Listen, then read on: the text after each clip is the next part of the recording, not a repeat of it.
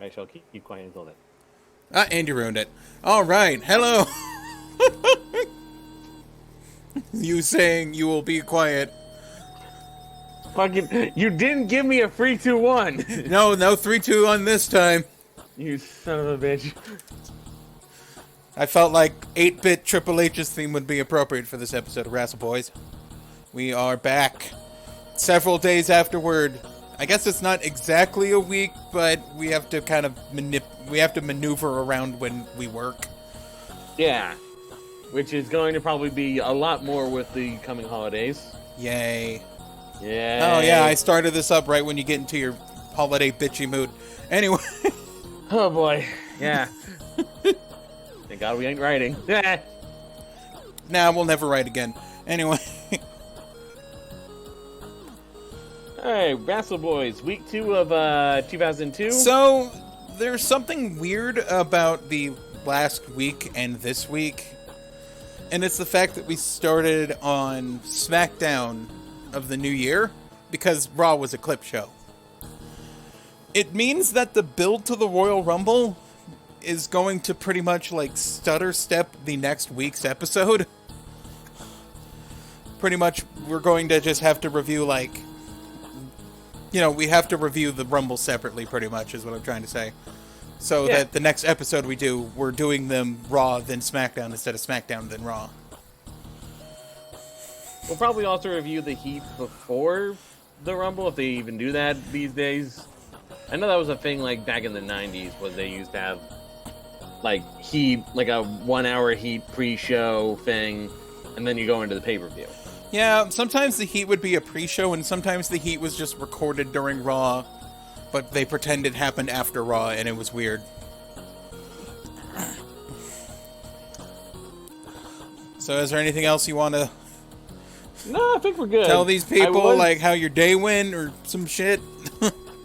I mean, this episode probably would have gotten recorded earlier, but like my 10:30 to 5 got turned into a 10:30 to 7, so I was coming back later, winding down a little more.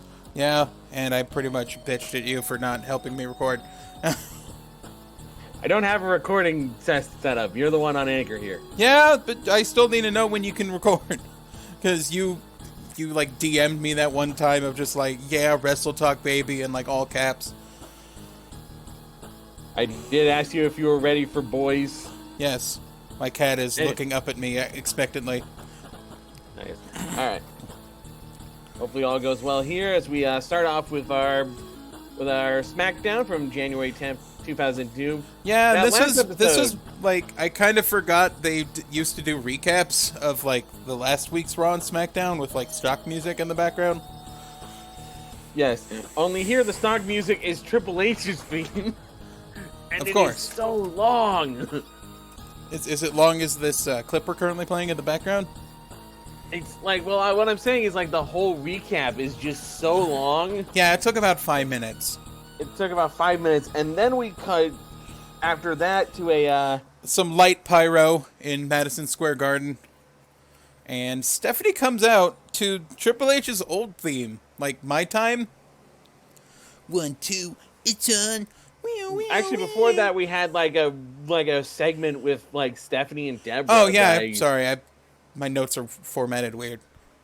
I think it's also just because you completely forgot that this happened. Oh yeah, I forgot that just like Stephanie just is in the back and just walks up to Deborah and they just kind of just calls her a bitch. Calls her a bitch, and then just tells her that Stone Cold's gonna beat your husband up, and then she's like, no.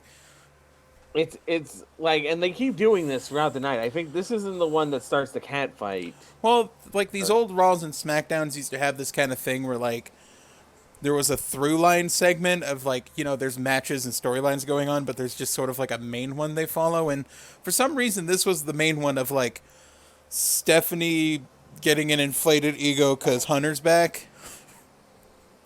So, you know, she can pretty much do whatever she wants. Start talking about how when I point my finger at you, you're going to get beaten up by Triple H. Yes, I can point my finger at anyone in the audience, and Triple H will beat you up.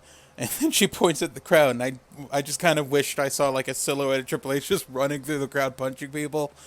But unfortunately, no. I have on my notes here, if I point my finger, Triple H will beat up these OVW guys.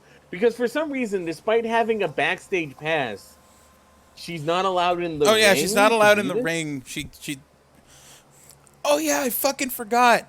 Like, she wasn't allowed to come to the ring because it's a backstage pass, so you just have to stay backstage. But they hit her fucking theme music, and they had her nameplate come up. I mean, they hit Triple H's old theme music. They didn't hit her theme music. Maybe that's why Triple H's old theme music queued up instead. They didn't have the file for her theme music. I'm all grown up. They got rid of it after she was fired, I guess. I guess at some point Ric Flair comes out, right? Woo. Because Because she starts pointing at... Because I have a note that says, stop pointing at Flair. He might have. He might have come out and just, like, kind of, like, jawed at her a bit. I don't remember Jabber, jabber, jaw. I have Christian says beating Taz and Spike is Money in the Bank. And I feel like there should be a Money in the Bank joke there, but I couldn't think of one. Yeah, we couldn't think of a good Money in the Bank joke. Yeah, we are hitting this episode with about 30% the energy we had the last time. Yeah. Because it doesn't start off with a match. It starts off with just a bunch of, like, recapping and stupid segments. But now we get to a match for the WF tag titles. Well, we had a segment about Christian talking to Lance Storm about the tag titles. Then we had a commercial break. Then Taz came out with Spike Dudley facing off against Lance Storm and Christian. Yes, for the WF tag titles, our new champs, Spike Dudley and Taz. And the first thing that the announcers notice is that it is being refereed by referee Nick Patrick, who ate ass last week. They were talking about how he still smells like big ol' ass. Which means that was a Monday, and I know that SmackDown technically tapes on Tuesday. Yes. But we're supposed to believe that this took place on a Thursday. Also, that he didn't shower for a week. That he didn't shower for the entire 1 to 3 days in which SmackDown and Raw are gapped. Especially after Booker T puked on everyone. That hasn't happened yet. Oh, no, that was... I'm sorry. Here's the thing. I don't know what's wrong with the roster right now because, like, yes, they have no brand split yet. We somehow accidentally misremembered that the brand split hasn't happened yet in, like, early 2002.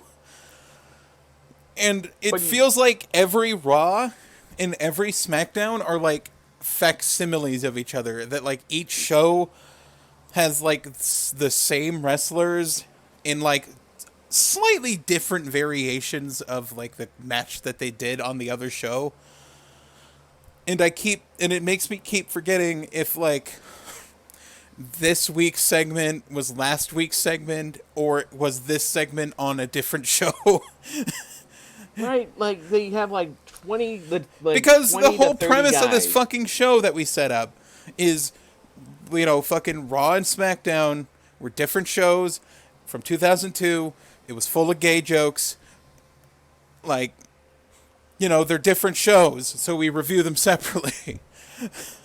But the first 2 weeks, we just had, like, the same about, I would say, like, 15 to 18 wrestlers. I don't know where everyone else is. I don't know if they're on holiday, and I don't know if the network cut some of the segments. It's just, it all just kind of turns into an amalgamous mush. Because where's Mark Henry? Where's fucking, like, Dean Malenko, Chris Benoit? Where's Eddie? Just where are all these fucking people? I'm still not sure if this was around the time when Eddie got fired. Like, I know Brock hasn't debuted yet, because Brock would definitely be on the show if he was there. Yeah. Like, I know there was a time where Eddie got fired. I know there was, I think Benoit might have also been released or was just out on injury. Because I know the invasion ended and they were just trying to reset for 2002, but where the fuck are these people? Where's their mid-card? Where's the Hardys? Just Matt, Where are Jeff the Hardys is a great question. Jeff wasn't fired yet. Jeff wasn't fired yet. Matt was on TV. Matt was on TV. Where are they? I don't know. That's the weird part. All the people I remember wrestling back in that day aren't there. Where the fuck are they? There's been we have not seen O'Hare of Sean O'Hare. That joke could have been better. Dang. there's a new one for you just every time Mega Fighter flubs a joke. Yeah, but all we got are these ECW alumni, some Canadians, and the standard main event of the standard main eventers of Stone Cold, Triple H, The Rock. You know, those fucking people. Kurt Angle. Booker T's a new addition, but he's losing his push so fucking fast. He's losing his push so fast. By the way, they didn't really set him up with we can talk about that later. We still got this tag team match we got to cover. Yeah, we still got to talk about the tag team. I got distracted by the fact that half the roster's not fucking here. Where is everybody? Everybody. All right. First on my notes is there's so much fog. When Taz makes his entrance, there's just this eruption of orange fog. Yes, it's the Cheeto mist that just follows Taz wherever he goes. Just Taz and Spike have to run through the Cheeto mist to actually get to the match. Yes. We got Christian and Lance Storm. We got Christian's awesome intro. With the fucking sparkles. The sparkles. He got sparkles. Great song. I remember Orton had sparkles back in the day, too. Yeah. He hasn't debuted yet, either. God, we're in some rough territory until the brand split happens. Yeah, that's kind of what... Okay, so there's these spots that have been... It's a pretty standard tag match. Like I said last week, Taz is clearly, not okay. So they don't want him to take any risky bumps. The most rough thing I remember him doing was... There was, a spill out to the... he got Irish whipped out of the ring. Yeah. And in that case, he probably landed on his feet. Well, then, you fall over the apron and you go, oh, I'm taking a tumble. And then you land on the fucking... Then you land on the pads. This was a standard... Very standard tag match. I only have, 2 notes on here. One of which is... Running penis headbutt is dumber than the 1-foot spear. Yes, Spike Dudley headbutted Lance Storm's penis. And it was just that's dumb. You may as well just go for the full spear if you're just gonna... And hot tag, I like watching suplex. I like watching Taz suplex people. I almost said I like watching suplex Taz people. The human Taz machine suplex. The Taz machine suplex. There's also a actually pretty good Jerry Lawler quote. Jerry Lawler for quote. Once. That Dudley dog didn't have teeth, did it? Which I actually was that's pretty good. Dog joke. Yeah, I dig it. Yeah. Taz taps out Christian with the Taz mission, and in come the Dudleys, who are still feuding with Spike, and there's sort of a beatdown. It's sort of it sort of breaks up. Then we have one of our Royal Rumble return plugs, which is one of their ways that they're trying to hype up the Royal Rumble. The return of Val Venus. Or as I put it on my note, professional cuckolder Val Venus. Yes. That was basically his gimmick. I was going to say, the less we talk about modern Val Venus, the better. He's into QAnon shit. It's weird. Lovely. Yeah, I'm just not going to talk about that. That's weird. Then we cut to Michael Cole and King at the desk, and Michael Cole is wearing a very strange, pure white turtleneck sweater.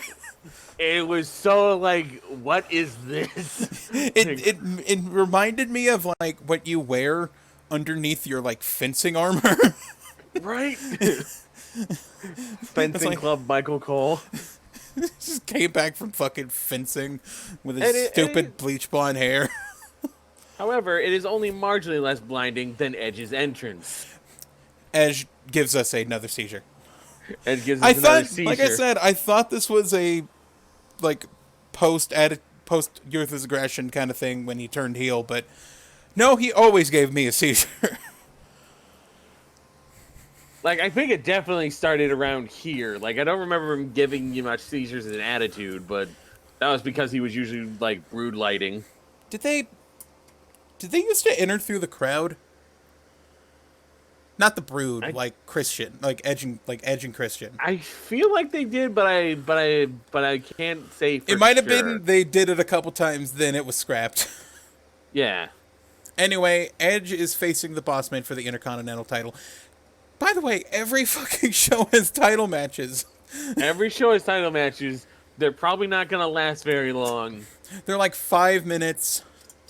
There's a couple of like people I listen to who have other wrestling podcasts, hi Johnny, that like these like very fast smash out matches where just everyone's just doing shit for like 5 minutes, then it's over. But I don't know. I like matches that sort of showcase what everyone's got a little bit and has like a through line. And also, if it's a title match, I want it to go on for at least 10 minutes. Yeah, and space out your title matches. You don't need every title to show up. You can have the champion just wrestle a non-title. Yeah, I don't know why they. I don't know why they did that. Boss Man did to earn an IC title match. No, it's weird. There's like no way to set up contendership. You're just in a title match. This match is as good as you could get out of Especially Boss because, Man. like, fucking, to double back a little bit, Taz and Spike won the titles from the Dudleys, but they fought Lance Storm and Christian. Yeah. For the titles. You just fancy that. Just have a title defense for some reason. And the first thing I would like to point out to this match, referee Theodore Long. Referee Theodore Long. No glasses. Looking sprightly. Looking sprightly. I think we had seen like Theodore Long in a previous match, like on last week's show, but we weren't sure it was him. We weren't 100% sure it was Theodore Long. I was almost certain it was Justin King, but no, Justin King was hired like in 2012. Huh. I thought he was around earlier than that. Like he ref mainly Divas matches. He's pretty young. He's young for a ref. Anyway, this match was pretty short. Boss Man is still kind of beat up, but Edge is a pretty good worker, so it wasn't as obvious that he was just wrestling as a heap. It wasn't as awkward. A heap of injuries. Yeah. Anyway, Boss Man's like, fuck this, grabs his nightstick. Theodore Long wrestles the fucking nightstick from him, and Edge just spears his ass. Yeah. And I think the thing that they wanted to get over wasn't that title match that he just did, but it was the feud he has with William Regal. Because William Regal just immediately starts talking shit on the Titantron. And one of the weird things we never noticed about, like, old SmackDown and old Raw, SmackDown was PG, yet Raw wasn't. Yeah, we actually... Because we found out that William Regal called Edge a bastard, and it got bleeped. Yeah, when we started watching the Raw, I actually checked the rating on the side of the network, and it said, like, TV 14. And, like, for SmackDown, it was TV PG. It was like, wow. It's very weird. William Regal's being a snob, and it's great. And then Edge comes up with the worst quip I've ever heard. You need to speak English. Let's just note this. Edge, a Canadian. Is telling William Regal, a British man, to speak English. This isn't even like a jingoistic American thing. USA. Canadian. USA. No one's American. Oh my God! Was there a USA chant? Because I'm just doing that to make fun of the fact that like neither of them. Because that happens sometimes, where they'll have like the crowd will just do USA chants just because they don't like the foreigner heel guy. But everyone else is foreign. But everyone else is the foreigner. So it's like what? We will definitely keep track of that. I know it happens with like Benoit and Jericho versus La Resistance. Anyway, after that, we got another Who's Back at the Rumble preview. Goldust. Are you ready for more 2000s homophobia? Aw, yeah. I like it when people make gay jokes. Sadly, the Billy and Chuck match isn't here yet, so we can't transition into that. But we can transition to Lillian Garcia talking to Kurt Angle about Goldust. And he immediately pivots it into how much he hates the Stone Cold What chants that are happening in the background. I think he was talking about like Triple H at first because they had like the. Well, they were talking about like Goldust, Triple H, and then Stone Cold. And just how much he hates the what chant. And like, I love the fact that Kurt Angle is backstage. He's like in a parking garage or some shit. And yet he's still playing with the crowd and getting the what chants over. And he gets so mad that he starts to get like, his eyes start to well up and he looks like he's about to fucking cry. Like he is like, what's great about it is he's like just the smaller parts where he's like just like he's pacing back and forth. He like holds up a finger and it's like talking. It's like, he's so mad. It's fucking what chance? I swear to God. I don't know, man. I fucking loved it. Oh, it was Kurt Angle's great. And I think like the end of that was he's like, if you guys keep doing this what chant at me, I'm gonna beat up Steve Austin, and that pretty much sets up our like, I think our main event. Our main event. Yeah, I'm gonna call it the main event. Yeah, that was the main event match. It's weird that Kurt Angle isn't in any particular feud. Like he talked shit about Triple H last week, and got pedigreed by him last week, but he's immediately just talking about how much he hates Stone Cold and is going to fight him. Yeah, and hates the what chants and all that. Yeah, he just...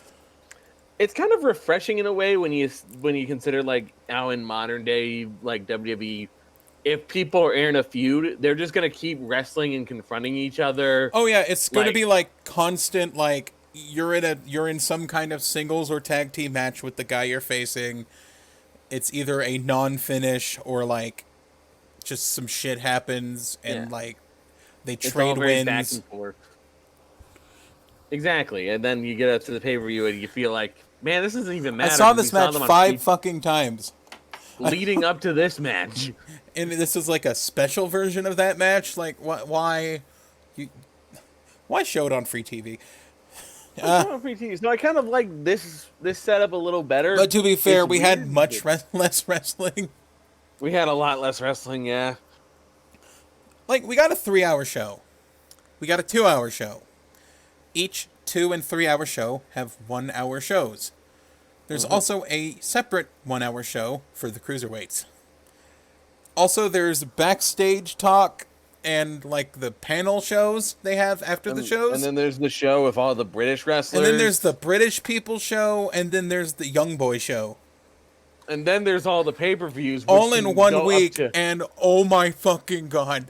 Yeah. And then you have the pay-per-views, which can go up to like 7 hours. Jesus Christ.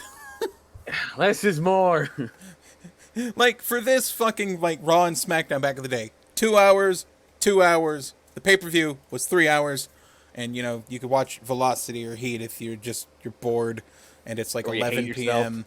It's like 11 p.m. and you don't want to jack off, so you just watch like a Jamie Noble match. So that's not. Don't think about it. Anyway, I mean, you could also jack off while watching the Jamie Noble match if you're really weird. I love the trailer hitch. Anyway, we cut to the bathroom. Oh, perfect. Booker T is strangely going to the bathroom to brush his teeth. See, now, I know there are people who brush their teeth 2 times a day. Well, I'm more of a one, like, you know, get it done in the morning kind of guy, but... I like to do it once or twice a day. Like, I'll do it after breakfast, and then I'll do it just before I go to bed, because I drink, like, sparkling water, and it fucks my teeth up. So I make sure to brush it off before I go to sleep. Were we making a point? by the way. Well, okay. Well, I just want to get into like just how weird this seems to me. I'm gonna go More so that brush he's my brushing teeth his in a teeth. public bathroom. He's brushing his teeth in a public bathroom. But it's like you've probably had hours to do this before you got to the arena. You could have Yeah, done this in the you could hotel. have done this before the show started, but when the camera's on you, you have to go brush your teeth.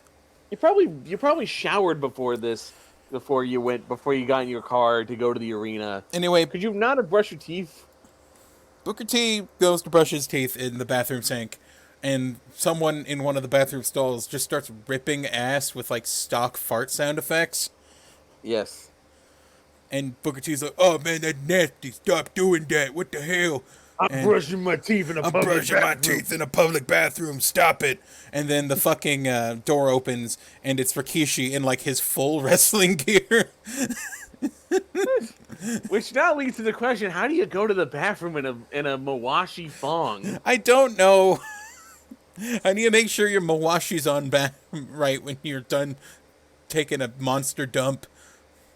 And I hope you fucking wiped. Anyway. I think that becomes a point of contention between the commentary for a while. And I think like doesn't like Rikishi say make it loud, make it stinky. Make it real stinky. That's my. Oh yeah. So Booker T's like, "Man, why you fucking nuclear dumping the bathroom?" And Rikishi says that it's his pre-match ritual, and Booker T replies something along the lines of, "Can you do that somewhere else?" And it's like, "Oh yeah, you're my opponent tonight." And then Booker T looks on in horror as Rikishi leaves to more stock farting sound effects. As I've got on my notes, Booker T ain't getting the good tights. He's not getting the good time. Does anyone know what that means? Do we have to like? I don't know. Keep in mind, we do have to. If like there's a new audience, all these Yeah. in jokes won't make any fucking sense. Okay, so I'll explain the good tights real quick. Is that I don't know. I think it was one of the ways like Rikishi kept his status in the locker room of getting like dibs on certain things or being treated right. I think it was just a thing he just had, and people just treated him right because of it. But My kitten is like, attacking Rikishi- my bag of chips. oh shoot, Oliver, please. Oliver, but this is going to stay on the fucking show, I guess. Oliver, no. Get away from the Cheetos. Bad kitty. but so Rikishi had like 3 sets of tights. Yes. One which he always cleaned, one which he like occasionally cleaned, and one he kept in a plastic bag that he never cleaned. And so like you didn't want to get the bad tights. You did not want to get the And the how you tights in the how plastic you bag. treated Rikishi in the back would determine which tights he wears. And if you're wrestling Rikishi in the 2000s, someone's going to eat some ass. So everyone was like super like treating him right in the back because they wanted to make sure they got the good tights. Because they got the clean tights, which, you know, besides some mild, like, booty sweat, is not the worst thing that could happen to you. Yeah. Because a clean booty is just a booty, but, you know, just, oh god, dirty booty. Yeah, you can wash off easy like some booty sweat. Yeah. But you don't want whatever the hell's on those tights in the plastic bag. Anyway, after this, we cut to commercial, which sort of debuts a highlight package for last week. The Greyhound Bus Overdrive of the Night. I'm really sad that this doesn't just showcase people doing the overdrive. that shitty like leg neck breaker thing. Yes, I land on my own back. I land on my own knee maneuver. I land on my own knee. You're thinking of the Look, reverse Randy- overdrive. Oh yeah. Randy Orton wasn't on the show, so we wouldn't have had some good shitty overdrives yet. Not yet. But the overdrive of the week, which by the way, Greyhound Bus is on my 2000s alert, which is a Yes. lot shorter than last time because a lot of them are repeats. Yeah, So I didn't wanna bring them up. there was a lot of Final Fantasy X. Yes, and, a lot of Final Fantasy X. You know, we said a lot about Final Fantasy X already. Did I talk about my theory about how I feel like its reception in the West was influenced by the fact that it was advertised so heavily on WWF. Like, think of WWE. the fucking crossover demographics between Final Fantasy fans and people watching pro wrestling. Like, outside of me, Outside of you, who the fuck else fits into both demographics? like, especially like 2000s wrestling. Because, like, fans I where played it's 10, I played 9, 8, 7. I sort of didn't have a Nintendo, so I couldn't play, like, 6 and before. Yeah. And I played, like, 10-2. Weirdly, I played 10-2 before I played 10, which really fucked up how I enjoyed both games. But, like, you have, like... 10-2 wasn't that bad. It's just the plot sucked. Like, you have 2000s era WWF fans. I would say... Attitude. I would say a little older than they were in the Attitude Era. I would say most of their fans would probably be pushing their teens, like, stop it! Stop attacking the Cheetos! Oliver! You fucking Cheeto thief. Oliver versus a bag of Cheetos. My cat versus a bag of Cheetos. He farted on me! Fucking cat, get the fuck out of here. By the way, I know we're like a couple minutes in here, but also, that's Alli and I'm Mega Fighter. I feel like we forgot to introduce ourselves. We did last week, but we didn't do it this week. I have a cat. He sucks. He has a cat. He has a trash baby cat. I have a kitten who sleeps in my garbage can. If that's not a thing that cats should do, please let us know in the comments. I don't think he should do it, but I can't stop him. But yeah, like mid-2000 WF fans. I was going to say mid-2000 WWF fans are probably like 16, 17. And like the potty humor of the Attitude Era sort of like progressed. The potty humor, to keep the track sex stuff. To keep track, and they sort of escalated it. Yeah. And now this fucking raunchy ass show in the early 2000s, full of fucking sex and drugs and maybe not drugs, swearing and just swearing blood. And titties and blood, and every match some guy bleeds and there's a fucking people going through tables. There's a fucking sexual harasser on the fucking cast, and I'm gonna say, guess who? Also. And then you have the Final Fantasy fans, who are just nerds. Nerds. They are just straight up nerds. They're not nerds and weebs. Nerds and weebs. This is coming from a nerd and a weeb. They have no business in a wrestling fandom, but like we've got the people who beat up nerds and the nerds who get beat up. Yes. And it's the weirdest advertising. And like, do you like wrestling with lesbians and butt jokes and farting all the time?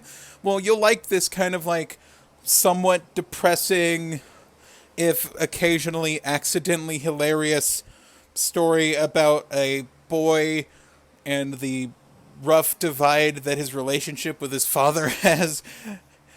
And his name is Vince McMahon. No. You'll love this blonde, effeminate dude who plays like soccer, water rugby, and has daddy issues. And the story about like a pilgrimage and death and ghosts. But if you like that and watching the Dudleys put people through tables. You are like in a rare breed. You are in a Venn diagram that is like two circles and like right next to each other. Yes. Like they're an not 8. even touching. Yes. Or they're barely touching. And I'm in the middle. Anyway. After that little dissertation, we have Y2J and Tess versus The Rock and RVD. Yes. The Rock sort of entering a phase where he's very like slim and he's like you could really tell he's out, he's on his way out. Yeah. He's not in the gym as hard. Like he's still in shape, but he is of course he's in shape. He's wrestling, but like at the same time, yeah, you could really tell that he's just not going to the gym. He's not trying to look swole. He's like doing the Scorpion King or some shit at the moment. Yeah. He's taking in a Hollywood body when that was like the Hollywood body was kind of slimmed Action down. star, Tom Cruise, shit like that. We were just about to enter the era where The Nicholas Jason Statham years. or the time when Nicolas Cage was an action star, if you recall that time. Not like now, where Nicolas Cage is an action star by just being a psycho in every movie he's in. Yes. You know, I like the tag team of Test and Jericho. Like, I don't know why. It works out well, you know. Test is a big dude, and he's skilled. He's a big dude. He's pretty skilled for being a big dude. Jericho is kind of in the cowardly heel gimmick. Like, as soon as the match starts, he tags in Test, and Test just beats the shit out of RVD. I think it helps that, unlike most big dudes around Test size, Test can kind of go. Also, he can kill people with that fucking big boot. I swear to God, that big boot is great. He fucking kill people with that big boot. I love it. I think his finisher was a pump handle slam, but I would love it if he just fucking car crashed people with a big boot every week.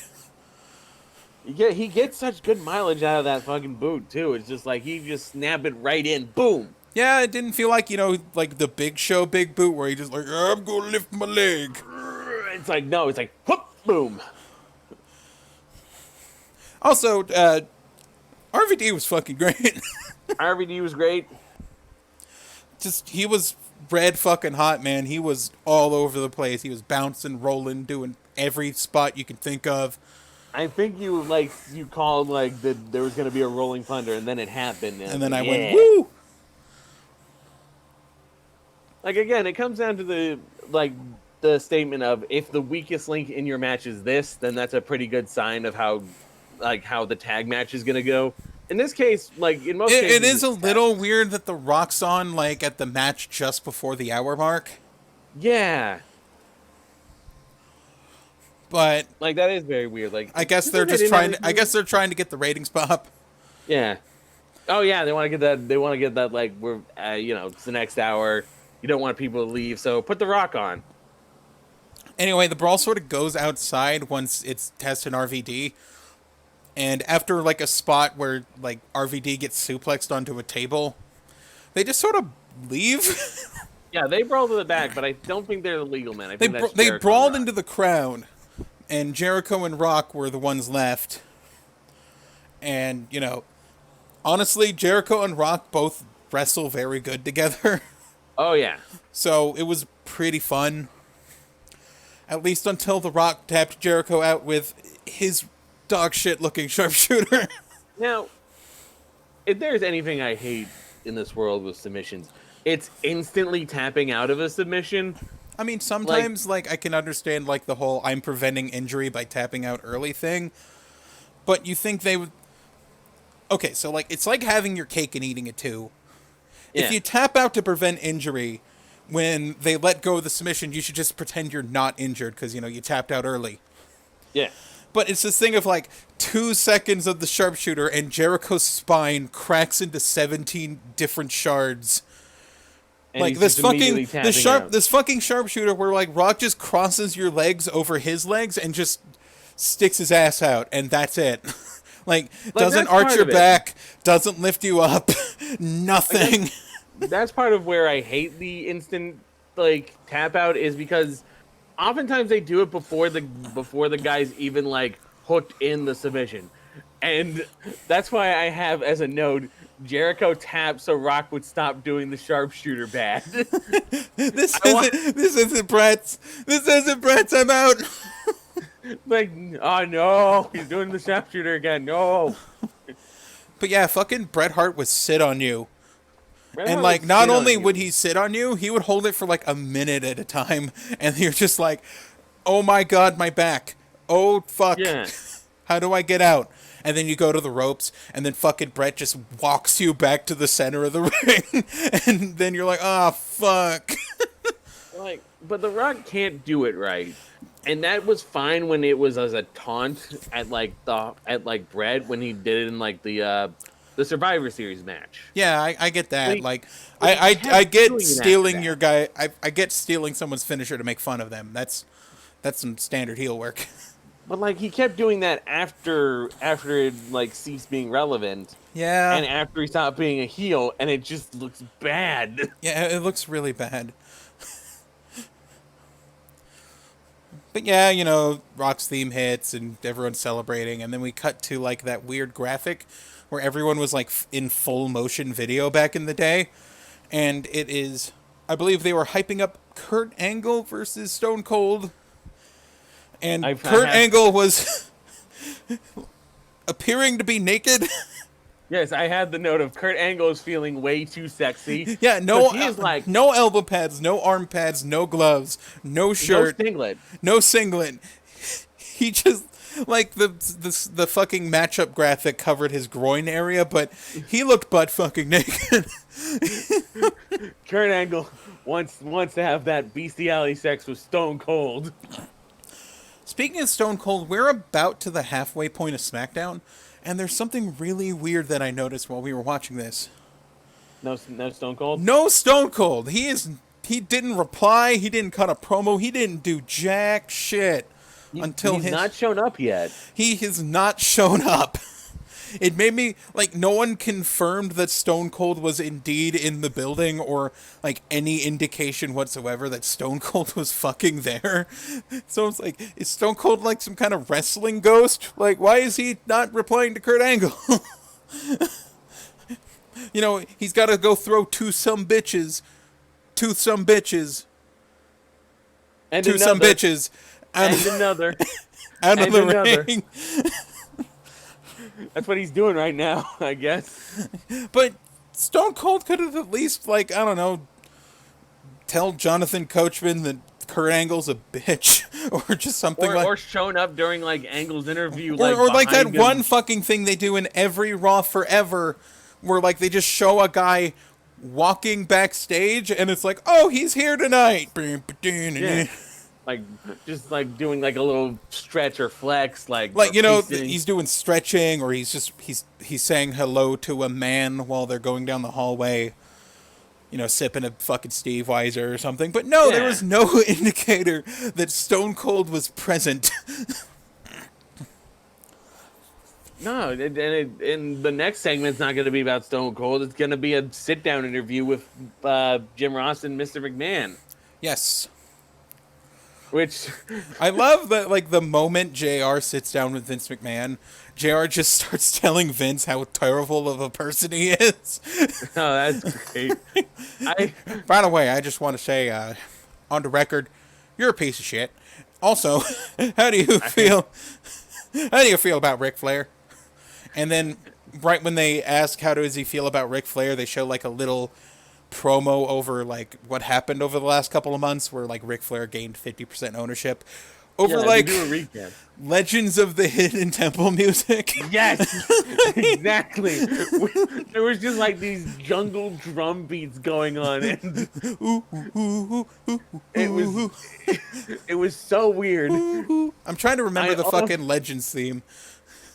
You had the fucking, you know, like, in the background, like, and like boop, boop. I was almost expecting the music to come back, but no. Now we got this Legends in Temple music. In 1881, who was the Secretary of the Treasury in the United States? How the fuck am I supposed to know that? That's not the answer.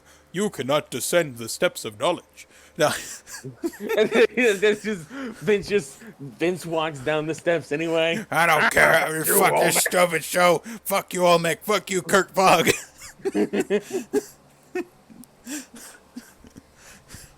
I'll show you a silver monkey. I love these old Vince McMahon one-on-ones. Like sit-down interviews like these, like, you know, Jim Ross and Michael Cole do. Michael Cole does it sometimes. Sometimes they're, like, serious, and sometimes they're not, like when Kevin Owens ordered Michael Cole to leave his own segment. or when Big E just was being a pervert and, like, twerking in Michael Cole's face while Michael Cole just felt his entire life flash before his eyes. But, like, when they're serious like this, they're really nice, they're really candid. You know, you feel like you're getting the essence of it. Oh, the other thing I remember about that fucking flashback is, like, every time Ric Flair got busted open, They would turn it black and white, but they wouldn't turn it black and white right away. So you just see him covered in blood, and then sepia. Yeah, they didn't like. Usually, like in modern WWE editing, it's like that. Just snap. We're already in the sepia tone. With Like blood. as soon as the camera cuts, we're in sepia. Like, and usually they keep it in sepia for the whole segment just in case. yeah. But now it's like, here it's like, you get like a second of it's like, oh shit. It's like, there we go. It was Black like, and white. did the people backstage, or like, did people in the truck not watch that video package before they aired it, and they were just like, hit the color. Or do you think it's a retroactive thing? Like I don't they had know. to go back and edit I it for always the get network scared to do it. that these episodes that we're watching are edited. Yeah. To edit out any like weird circumstances that happened. I do know SmackDown's the pre-taped one and Raw's live, and sometimes like if Kane didn't land the chokeslam right, we'll just do it again. That kind of shit. But like, what you mean is like they're going back and retroactively taking stuff out that they don't want, that doesn't fit the current mold. Yes, there's no Chris Benoit, which led us to like, I don't know if it was this week or if it was next or last week, where there was like a whole bunch of like segments missing. Yeah, actually, I think it was this week. We were missing an entire match.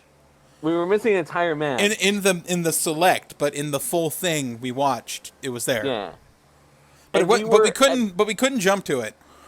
Yeah, and we were convinced at first that it was because Chris Benoit was in that match, and then we found out no, he's not in this match at all. He wasn't in this match at all. A bunch more segments either that were just not there for some reason.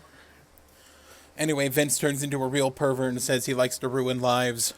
Yeah, that's where I put this interview turns weirdly sexual toward the end. Oh yeah, like Vince McMahon just leans into the chair and just starts like glaring at Jim Ross while getting like, his perverted smile on his face. It's like, it turns me on. Like ruining lives. And of course, this is contrasted with, I believe it was Michael Cole asked, or I think Jerry Lawler or something, asking, "Will Booker T look into the abyss that is Rikishi's head?" And or I'm just wondering if he's gonna get stink-faced after Rikishi made the toilet all stinky. And also Mr. Perfect coming back to the Rumble. And also Mr. Perfect will be at the Rumble, which is the first non-perverted like return they brought up, and I'm gonna bring that up again with the fourth entrance later. We got Booker T versus Rikishi. Yep. Michael Cole is praying that Booker is gonna get the good tights. Yes. While wondering if Rikishi uses toilet paper. Lawler keeps trying to smell Rikishi. Like, he spends the whole time like, "Oh, do you smell that? Do you smell that?" I have a note. Speaking of wiping your ass, Final Fantasy X. I think that's something you said. Because they were talking about Rikishi's wiping habits. Yeah, and then just the fucking thing for the fucking splash for Final Fantasy X comes up.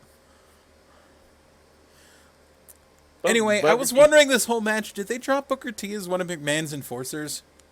That's a great question. Like, did that just kind of stop? Like, I don't know. That was something we were questioning, and then suddenly it just kind of stopped happening. Anyway, this match was shot like a horror movie in some weird ways, because like every time they would like wrestle for a bit, sometimes if like Booker was in the corner, they would cut to a new shot, and it was just all of Rikishi's ass, like jump scaring you. Did you once get jump scared by Rikishi's ass, or? Yes. I was like, ass. Oh, here was one of the weird spots. Booker T finally gets a windfall and, starts making a comeback. And to celebrate, he stares at his hand, he shakes his head, he throws his arms out, and does the spinneroonie. And Cole takes offense to that. Like, no, don't do that here. No, why are you doing that? And I'm just like, so, Michael, you are fine with Rikishi putting his big old booty cheeks in someone's face, but the moment just some guy does some light breakdancing, you're like, why does this have to be on TV? Here's my question: is why is Booker T, if he's supposed to be a heel, doing a spinneroonie? I don't know. Was that a heel thing at I the thought the start? crowd liked the spinaroonie. Yeah, like why? It's like, Why are do you the doing the spinaroonie. spinaroonie? You would think he would do like the motion for a spinaroonie and then just not do it and just piss the crowd off. Oh yeah, another thing I fucking didn't notice until like I thought about it. They kept putting fake fart noises over the match. Oh my I don't know. god! Fucking Rikishi had some 3-alarm chili or some shit. Why do I have this in my notes? What? This match is one of the reasons Tim White tried to kill himself. Because Tim Bright was the referee. Okay, I wasn't sure. I thought something bad happened to Tim White in the match to warrant that joke. Anyway, Rikishi gets Booker T in the corner, pulls his fucking Mawashi up real tight until it's all the way in his ass, and stink face with fake farting noises over it. And here's the thing. They apparently set up a slow motion camera rig for this.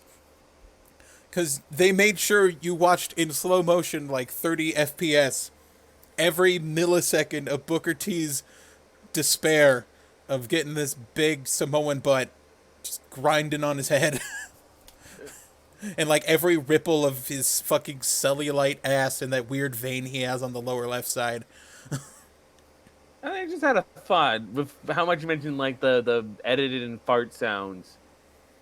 Like, were those also edited in afterwards? Were those not a part of the original broadcast? I don't know, Mega Fighter. I didn't have UPN.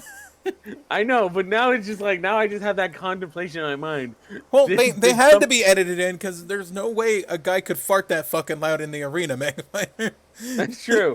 But I'm like thinking, were those in the broadcast before and just like somebody on like the fucking Hit the sound, fart. like the projection card would hit the fart sound into the mic? So, I guess that raises the question, why does it feel very Vince McMahon to have like at the production truck to have like a 4 gigabyte file of like hundreds of fart noises as MP3s? It's like, open the fart folder. He's had that since the like mid to late 90s, and it's just I need it. Kevin Dunn really wishes he could get rid of it, but he can't because Vince would be so mad. Anyway, Booker T is disgusted by eating all that ass in slow motion and starts fucking like retching. And Michael Cole starts laughing at him, and then Booker T just vomits all over Michael Cole. And that's why he was wearing the white turtleneck. And that's why he was wearing the white fucking turtleneck. Because he was gonna get puked on. That is weird. Yeah. Was that real? I wonder if that was real puke. Probably not. I don't know. I know when Titus like puked after like a giant swing, that was real. Like he has like I never know the over under on using real puke in the WWE. I know. I feel like Ross could puke on command. the reasonable thing to do would be to use fake puke, but Vince McMahon's a sex freak and he wants real puke. He loves dudes that can puke on command. He's gonna puke. That's why he was so big on draws. That's why he came in as puke, because he was a dude who could vomit on command. So Rikishi just gets a hat. I don't know where he got the hat, but he has one. Don't say from his ass in the comments, people. We saw it. And we know it wasn't in there. And Rikishi dances on him. And yeah, we saw that full fucking replay. There was no hat in that fat fucking ass. So due to being puked on, Michael Cole is gone for the after rest of an the show. instant replay of him being puked on again, Michael Cole's gone for the rest of the show, and they gets replaced by DR. JR. Dim Ross. Dim Ross. Dim Ross. Doug Ross. Anyway, Booker T is just very upset in the bathroom that he was brushing his teeth in earlier, and leaning through the door with a most shit-eating grin smile on his fucking face, Diamond Dallas Page. Oh, man, just talking about how it's a good thing you got a good thing you got your face destroyed by Rikishi's ass. Kids like eating ass these days. Okay, that's not what he said. He's like, maybe it's a bad thing, but it's a good thing it didn't happen to me. bang, and then he just leaves. And You know what the worst part is? what? Booker T's gonna have to brush his teeth all over again. Did he? Did he? Did he run his teeth through Rikishi's cheeks? Well, it's just that everything got run through Rikishi's cheeks, and he just puked. Are you saying that Are you saying that Booker T got credit carded through Rikishi's ass? Maybe. Well, also he just threw up, so he's gonna have to wipe. He's gonna. Oh yeah, wipe he's that got out. fucking vom and fucking acid on his. It's the worst. It's the worst when you get. Have you ever like throw up in your mouth? Have you ever like threw up in your mouth but caught it and had to like swallow it back down? And there's the burning sensation. You just have this gross feeling in your throat. Your throat is burnt raw, and it just feels like shit. By the way, the Godfather's coming back to the Rumble. This is where I put down the note. The Royal Rumble is just going to be a 30-man orgy, isn't it? Because we've had, like, 3 sex gimmicks get announced. Yeah, there was, like, clips of him doing the fucking dance, and then him, like, in a pile of wiggling hose.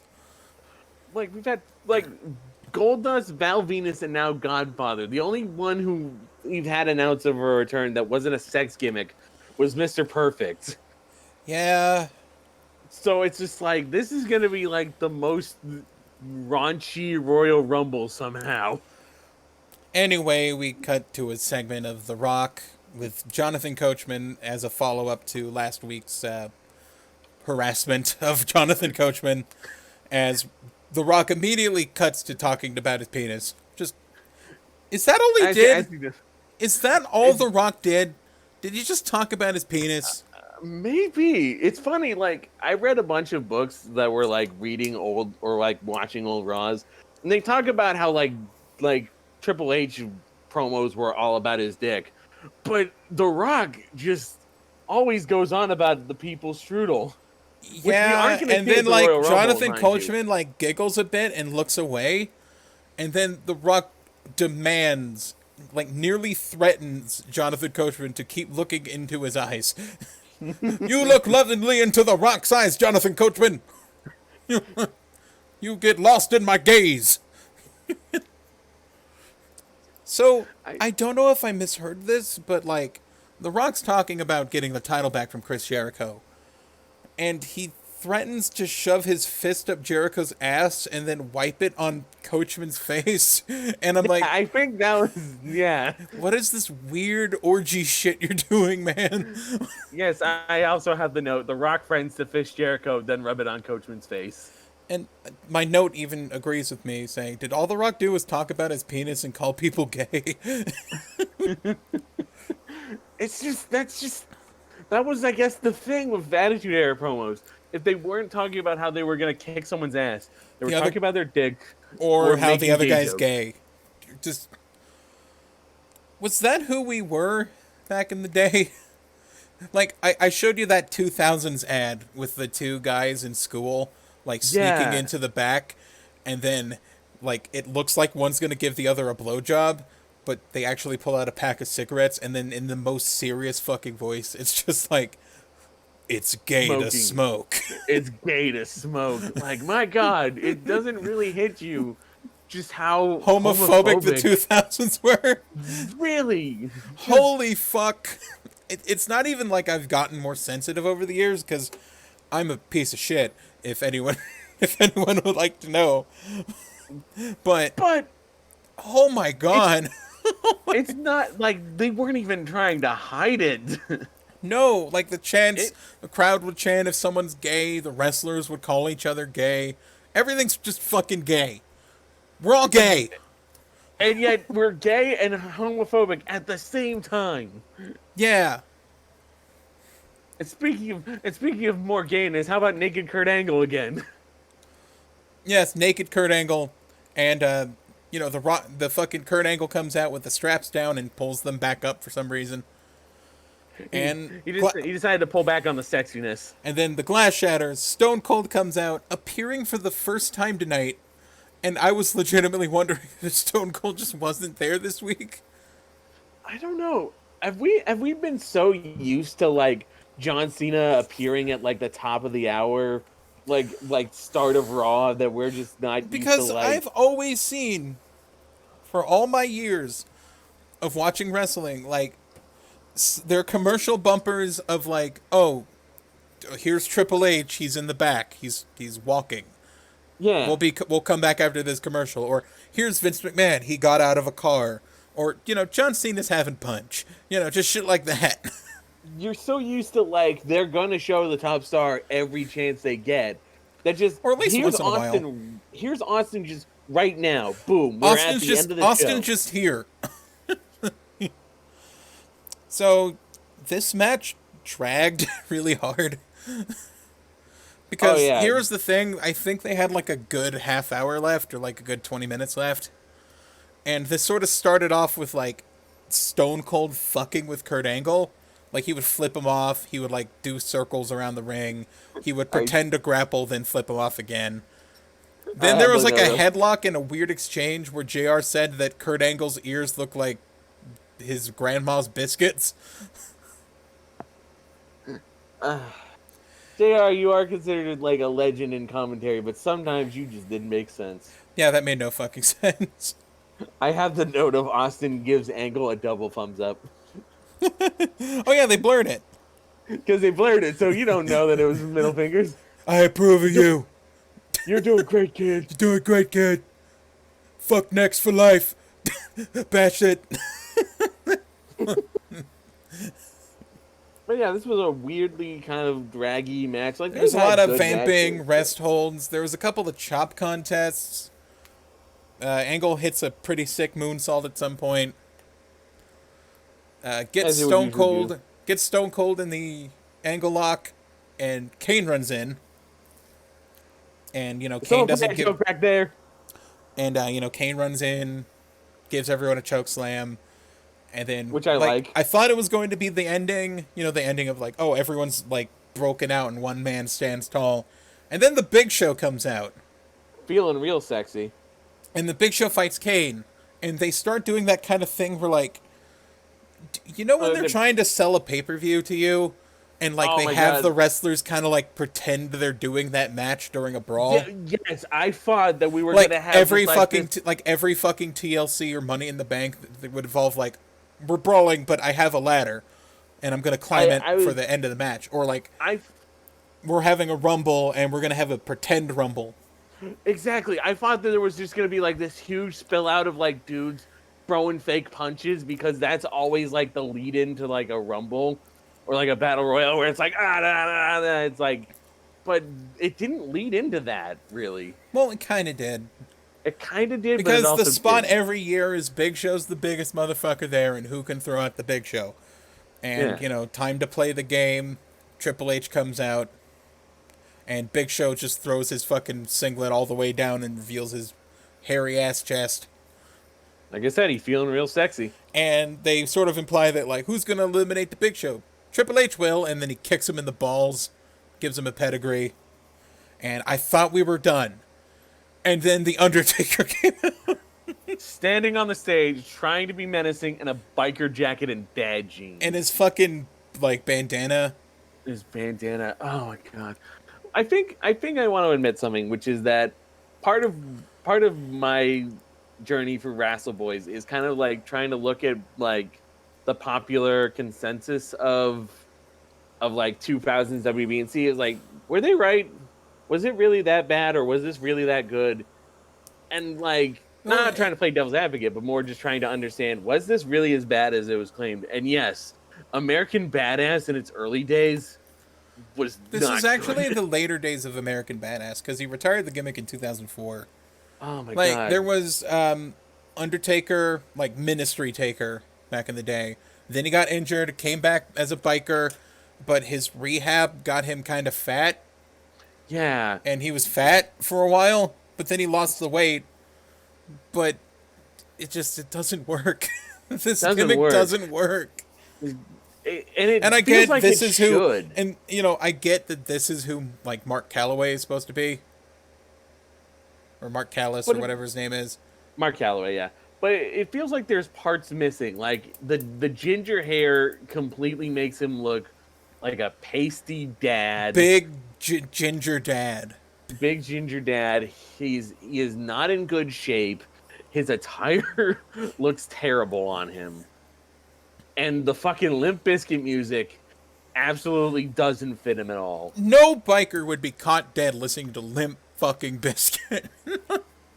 And his fucking wrestling got shit. Like, I know Undertaker's not the best wrestler in the world, but he's like a great striker. He's a powerful dude. He's a great striker. He's got decent psychology. He can fucking shock you with sudden bursts of agility. You know, but all that just seemed to have like vanished for this time. Where it just, he's just all doing... Undertaker had in this period was punches and a pile driver and like a reverse sleeper hold that he used like 2 times. and maybe a nice power bomb. Oh yeah, but that's about sometimes the last ride. I didn't think I've seen it in the last 2 weeks. I feel like he. Oh no! Wait, Big Show tried to do it on him. But... yeah. But yeah, dude, this is just how we end with like Triple H in the ring, Undertaker on stage. Looking I don't want to say other. Looking at each other. They're building up for the Rumble. So, I'm just gonna say it. Outside of that tag team match, this show kind of sucked. The show is, yeah. Like the tag team match is good, but like, what else do we have? We have Booker T throwing up on Michael Cole. Yeah. That was probably just so Vince would laugh at it, because that's we had a pretty good sit down interview, which I liked. Which they're gonna show on Raw anyway. Kurt Angle's interview was great. I like Kurt Angle, but Kurt Angle's on both shows. Yeah, and he's gonna have a much better match on the next show. Yeah, I just think it was the weak show. It was the weaker show. I wouldn't say it was like dog awful. Like this was not like no. If we had to use like a 10 rating scale, I'd give it a 4. Just sort of the not good kind of. Not good. You good could rating. You know, you wouldn't blame me if you changed the channel. Yeah, I wouldn't miss that tag match though. That was a pretty good tag match. But otherwise, no. Yeah. Weird, too, because this is Madison Square Garden, which I forgot to mention that on last week's show that Raw was coming from Madison Square Garden. Yeah, now SmackDown's from Madison Square Garden. I guess they both wanted their Triple H comeback spot. Yeah, and it's usually when like they tape they do a show from Raw, they'll usually tape SmackDown in the same arena. Yeah. Especially around this time. Yeah, I guess it was sort of like a convenient thing of like, oh, we don't have to back up and move. Yeah, exactly. But yeah, that was SmackDown. On to SmackDown, coming from the American Airlines Center in Dallas, Texas. This is Raw. Right, excuse me. That was SmackDown. We're moving on to Raw. And the whole fucking arena blows up again, except for a weird car honk in the middle of the explosion that I noticed. They moved to Dallas,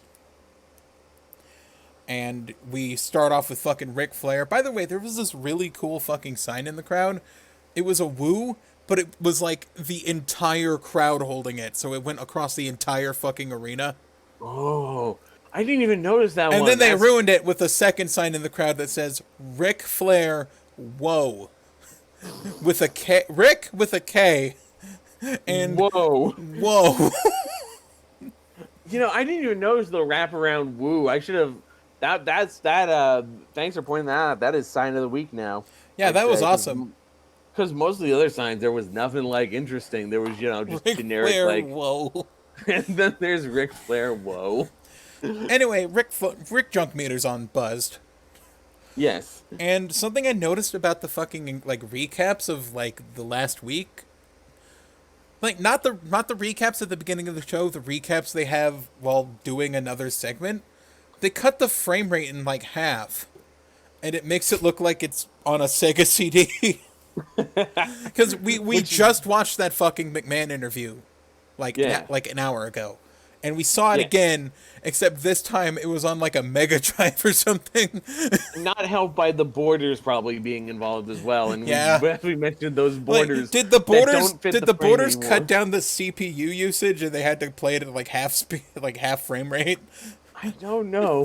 I just, ever since you pointed out that they're not actually fitting in the frame anymore, it's bothered me. I'm gonna be so glad when those borders are gone.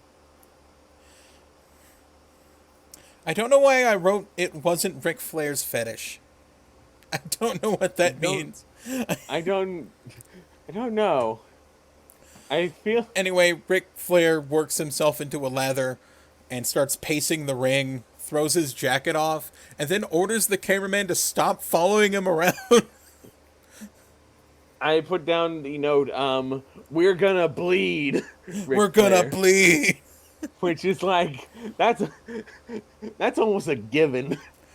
I think like that was him hyping up like Ric Flair, him versus McMahon at the Rumble, but it's like him saying we're gonna bleed is like, well, I know you're going to bleed, Rick. I'm gonna bleed regardless. Woo! I think he also elbow drops the mic Yeah, he did. because I put down Flair is elbow drop the mic drunk. Anyway, Chris Jericho comes out, and he's in his street attire, I would like to say. His pants and his shoes are 100% black-white checkers. Jericho came out ska as shit. You got the interruption from Scott Jericho as we've got here. Yeah. I wanted him to skank his way to the ring, do that little kicky dance that Sami Zayn does. Pick it up, pick it up. You wanted him to pick it up, pick it up.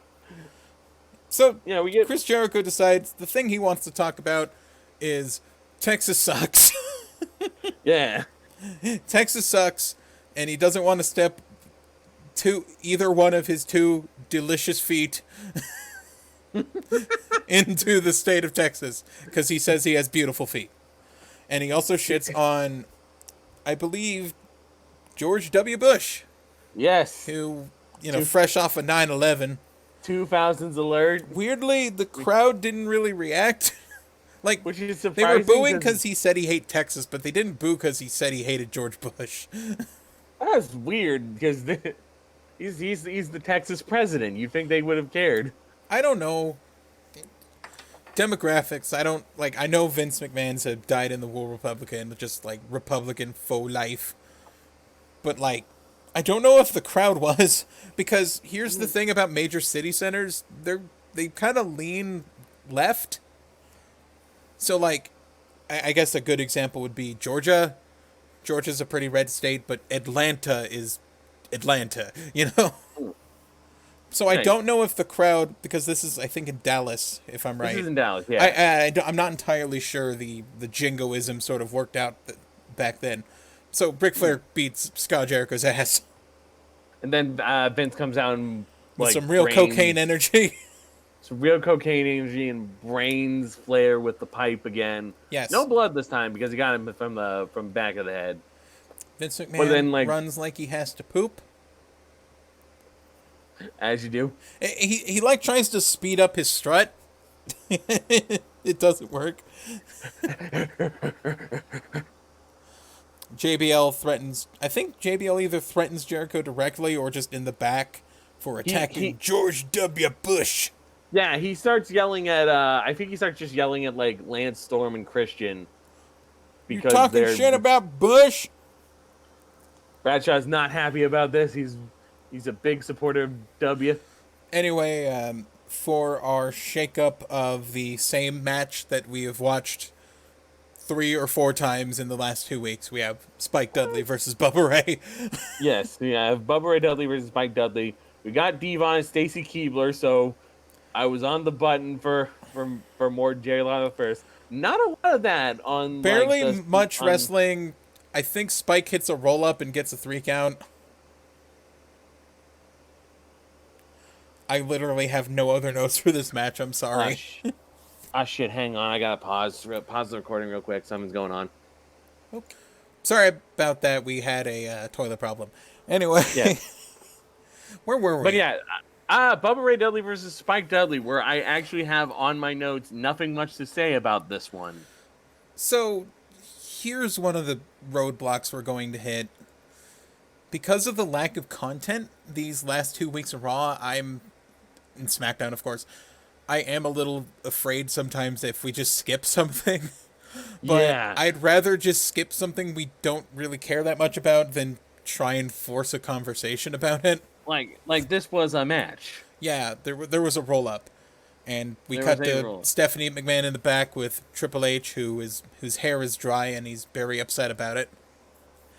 I think it was more like Stephanie telling Hunter to back her up and beat up all the Yeah. people that she said so. And Triple H is like, "Look, fine. You're kind I of being think, a wait, bitch. You're actually, kind of being a wasn't she bitch." complaining about how they got like lost getting to the arena because Oh of yeah, some like she told Triple H to beat up the limo driver. not the limo driver, but somebody at like the hotel who gave them directions or some shit. Yeah, And I gave him think she bad also yelled at directions. the limo driver. I mostly just started slowly tuning Stephanie out. Yeah, this was rough. This was rough. But you know what's also rough? Billy and Chuck. Billy and Chuck. This was a hard match to focus on because I was having to alternate between counting the gay jokes and counting Jerry Lawler's first Now because the Tori Wilson's reason, out yeah, here I was too. gonna say now the reason why we were counting his thirst is because Tori Wilson with Hurricane and Tajiri, and Yeah, there was this weird sentence about how like the Hurricane was making the Justice League, and I was just thinking like, okay, so the Hurricane's clearly the Green Lantern. yes, Tajiri's just some Asian guy. right. What? Who Who is is he in the Justice League? Martian Manhunter? I don't know, Hawkman. Anyway, Billy and Chuck come out, gay jokes, gay jokes, Gay jokes. Four gay jokes, which is a Yes. small amount. But to be fair, this was also a very low count for. I'm just gonna say, Jerry Lawler's first count only hits like 13 this Yeah, week, this week was a lot drier. which was surprising. Like I think we were noting, like when we were watching SmackDown, we only had like one ding the whole time, Yeah, but I felt like I jinxed it a little bit. and it's just like, and then we're just like, now we're down to like only 13. They're clearly trying to push Billy and Chuck because they just beat the shit out of Tajiri and Hurricane. Yeah, I You know, still they don't. just sort of like pump their fists and celebrate. Yeah. And Taker's on a bike, and he still looks like if you decided to, like, blow life Frosty the Snowman style into the year 2002. Like, he just. If 2002 was a man. It's like if you asked Finster to create a monster out of the year 2002. Yes. There you go. He molded his clay and he put it in the monster maker, and there you go. That's your monster. American badass Undertaker. Yeah, he's just arriving on his bike. The thing that I said last week that they didn't do with Stone Cold of him showing up. But here it's just like, Back at the interview, small fence, Kurt Angle and Michael Cole talk some more about what chants, and Kurt Angle makes a Shakira reference. yeah, whenever, wherever by Shakira. That's on the 2000s. You have not heard of Shakira? That's a song by Shakira. I honestly think he did listen to Shakira, that fucking dork. Yes, I have on my notes. Kurt Angle's hips don't lie, showing great integrity. That's some integral hips. Even though that song wasn't out yet, I still wanted to get that in. I'll be there and you'll be here. I'll put you in the ankle lock. I am now going to be Shakira, but her shower's too hot. All right. Anyway, we cut to Stephanie and Deborah just immediately talking shit about their husbands again. And getting into a cat fight. That's just all they're fucking doing. All they're doing. It's on my notes. Do we really need catty arguments from the wives of top stars? It is so unnecessary.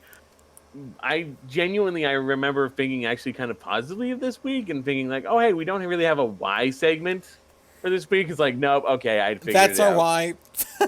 There we go. That's our why segment of the of the week. Current women's champion Trish Stratus comes out to the ring and sits next to sits next to King. Poor choice.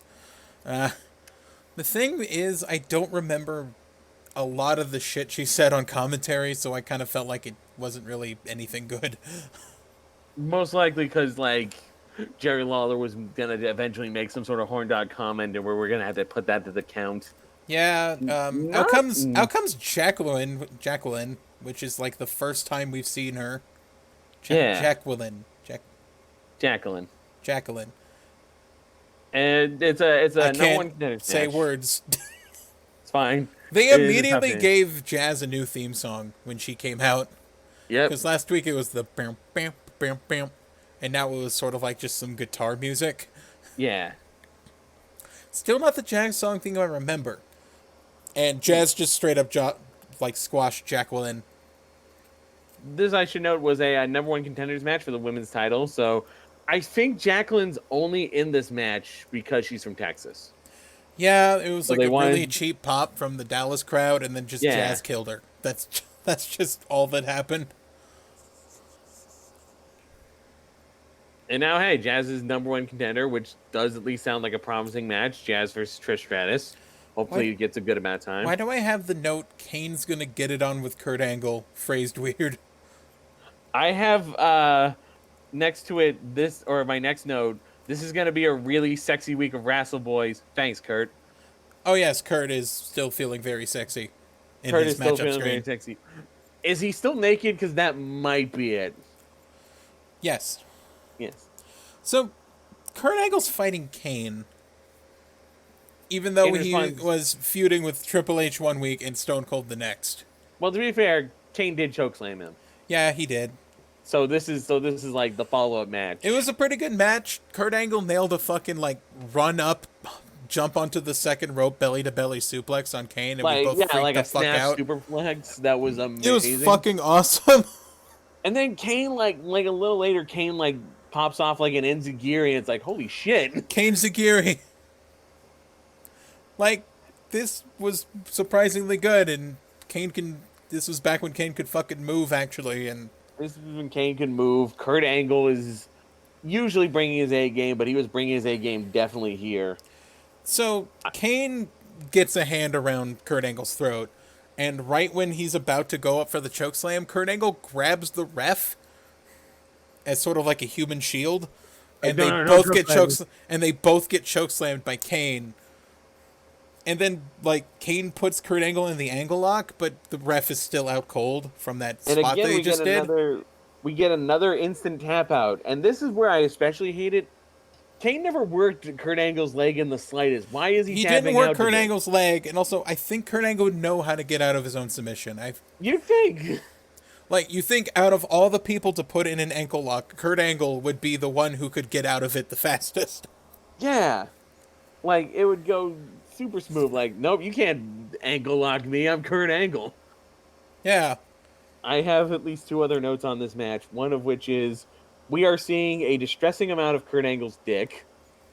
It was. Oh yeah, he wasn't wearing a cup or anything in his singlet. You could just see where his balls were. Yeah. You could just see them. And the other one is JR with that super timely Exorcist reference. It's a movie that came out. Yep. He said something about Linda Blair, and you were like, "What?" Linda Blair. It's like, wait, what? Linda Blair? I don't know. Was there any demon movies that were out in 2002? The closest one I could think of is The Omen, but I don't think that's out yet. No, that's not for another 4 years. Yeah. And See No Evil's not for another 3 years. Yeah. What movie could have came out that was about possession that JR could confuse for The Exorcist? I know. Well, I mean, just for a better, more timely reference, you just. He straight is from Linda Blair. old. I don't. Oh man. Now the question is, what horror movies were even out in 2002? Anyway, in a sort of ping pong of segments, we cut to Triple H and Stephanie in the back again. This time they're complaining more. She's And- bitching about the fact that she was Deborah hurt me. Deborah, that dumb bitch. Can you go beat up Stone Cold? And Triple H was just like, you're being kind of catty right now. I don't really appreciate it. I think it was Deborah said that Stone Cold could beat you up, and it's I was defending you. It was like, I don't care. and then Triple H is like, oh, I'm gonna beat up Steve Austin, and then I guess that turned Stephanie on. I don't know what phase that was. That Stephanie was making. It's this at the weird end. thing where she's a heel and he's a face. Yeah, And it's But- really weird. but I'm wondering, was that Stephanie McMahon's cum face? Just What? Like at the end of the segment, when he's like, whatever Triple H says, she just looks on with this weird, like, rictus smile that I didn't understand. So I just went, "Is this Stephanie McMahon's cum face?" So we cut to a different segment in this little ping pong we have, and it's the APA. Ron Simmons looking like Ron Simmons, and Bradshaw looking like Bradshaw. Bradshaw. Bradshaw with the most black your hair could be, like if you just slid your hair on the black slider all the way down. Like his hair was that black. Oh, you know that feeling, huh? Yeah, his hair was so black. Oh, it was so slicked black. Yeah, They're in their it was office, like he dipped his head in fucking tar. They have a sign that says APA for a day, which I didn't fully get. Was that just you get to hang out with the APA and drink beer? Yeah, it was 'Cause, just their like- office, and I believe the Big Show came in. Yeah, Big Show came in, grabbed a beer, and like. And then Ron Booker Simmons T sort of like showed up in the background, breaking into the APA's office. even though their office doesn't have walls. It doesn't matter. You got a door. You go through the door, Allie. Yeah, I know you go that- through the door. That's breaking into their office. Otherwise, I know this isn't the book that we wrote that hasn't come out yet. but you just don't break into the APA's office like that. I do like how Ron Simmons was like when I did a rewatch, because when we first watched this, we were both kind of zoning out. I was like, Mega Fighter actually was drifting. really tired, and I was kind of in a bad mood. So I did a rewatch before, like the day ago, and I like how Ron Simmons was just like pushing beers towards Big Show, like you can have as many as you want, big man. Just drink Like, all that this was- beer. I don't give a fuck.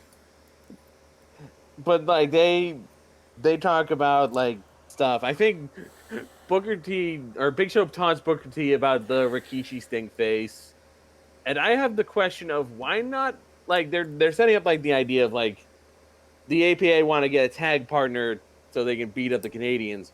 Why not Booker T? I know he's a heel at this point, but also he's a Texas native. He's Yeah. a Texas boy. He's Houston. But, I was gonna say he's from like Houston, right? yeah. Well, they had. So it's like- I think they had someone kind of promo about how they were, from Texas. I think it was Jacqueline. Yeah. I don't even remember if Jacqueline cut a promo, but it's like, but they've been playing up the Texas pops. Yeah. This whole episode was just like that episode of SpongeBob where they just make fun of Sandy for being Yeah. from Texas, and she's like, "I'm from Texas, Oh yeah, it's the Texas." I remember the Hey Patrick, what am I? Stupid? No, I'm Texas. What's the difference? difference. But then it just like goes into like Booker T and Big Show are gonna have a match because Booker T's annoyed at getting taunted over the stink face, and then like they like go like, yeah, that's an idea, because I guess I think they the cut to lead-in- like a TV monitor of just Rikishi doing a thing. Yeah, that's after the match, but I want to point out just that like Bradshaw goes like, "How do you spell sucka?" And Ron Simmons goes like, "C-U-K." It's like he was about to spell cuck. Cucka. He's about to spell suck. My notes run out here. I still got Uh-oh. a few. I still got a few to work off of. We got Edge and RVD versus William Regal and Test. This was a very basic tag match. This match was pretty good. I think there was a couple of spots where just Rico used his brass knuckles to knock out Edge and RVD. Yeah. It was very much selling the power of the punch. This led to two questions on my notes. One of which is because they bring up security, and that raised the question of, does William Regal like bring the brass knuckles through airport security, or does he just buy new ones each time he enters like a new town? He just buys shows. them and then pawns them off. And then pawns them off, and then goes to another town, buys new ones. Hello, my Or- name's William Regal. Or does he have them strategically placed? I'm selling you at some. different hotels. Do you think like he? Do you think he like just pays off random people to go get him fucking brass knuckles? I don't know. Like one of the people who are like setting the ring up before the show starts? Maybe that probably makes more sense than my idea of like he has them strategically placed in hotels in every like major touring city they go to. Yes. They also there's a question. I guess this is like they JR brings up the term like the educated feet of RVD, and He went to Jay foot Lauder school. raises a good point. What does educated feet mean exactly? Like I've never understood the term. I always thought the term educated feet sort of meant that you know where to position your legs.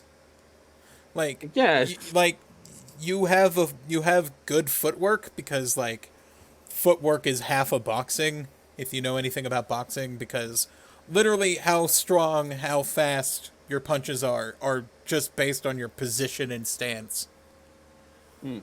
So I always thought it was like you have knowledge of where to put your feet. Let's see. One who has educated feet uses different types of martial arts kicks in their professional wrestling matches. Wow, that's the top definition of educated feet. And Eh, it just brings up JR talking about Rob Van Dam having educated feet. feet. All right, well, how about that? Uh, but yeah, this match ends after another like power to the punch I think they to just both get Edge. knocked out. They both get knocked out.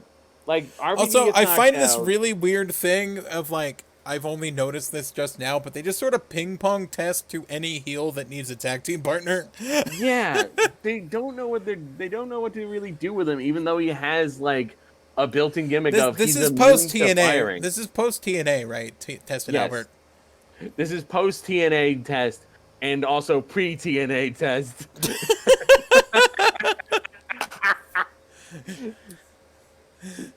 Yeah, I feel like they just don't know what to do with Test, and I would just give him a fucking push, give him the IC title, something, you know. He's got the immunity gimmick, and they're not really doing anything with that. Yeah, I feel like that's going to Besides, be the story of Test. Like they give him things and then nothing happens. yes, we do cut to the back where I think it's like it's Chris Jericho, Lance Storm, and Christian all talking at the same time. Yes. Yeah, and they cut to like as like Lance Storm's like, guys, you gotta look at this, and they point to the TV, and it's like on the monitor is or on the TV is like Rikishi smacking his ass while APA look on in approval.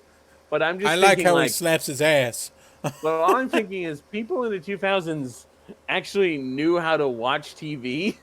Oh yeah, their TV was okay. It wasn't like a 90-degree angle, but it was like a 75-degree angle, and that's good enough. Sometimes, like when you set up your room, and your TV's like not flush against a wall, and you kind of twist it a little bit, Yeah. that's fine.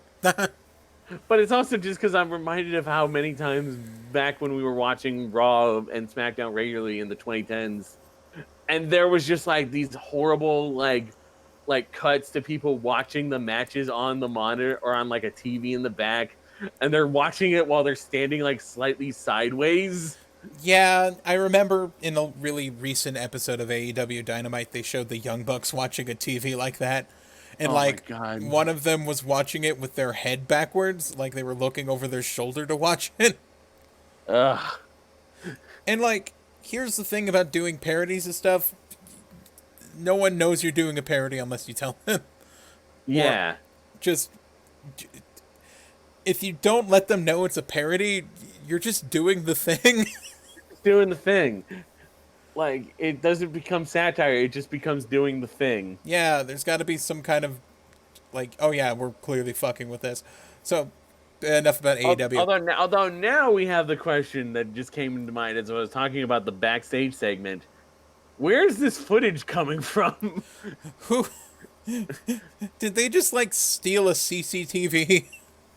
Did they just And why did they is- just who's- hijack a security camera? Where's this cameraman that's like watching like because this is I'm happening in real watching time is the Rikishi's idea. ass. Is that Rikishi smacking his ass and the APR are watching on in approval. I love this channel.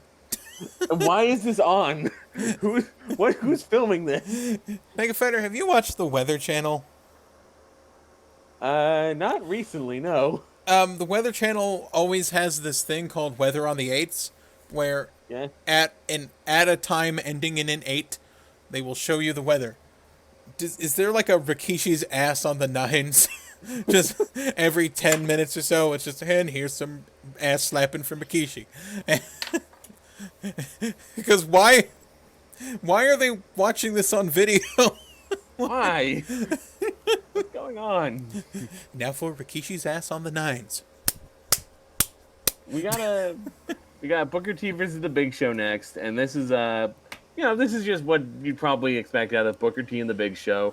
I remember, like, I don't think it was this. No, wait, it was this match where, like, Big Show catches Booker T, and I just remember, like, Booker T kind of, like, doing, like, a triple slap on his side, and then they go into, like, the body slam. And I was like, oh, that's, like, a nice little thing. Oh, it's a little, okay, now, kind of thing. Yeah.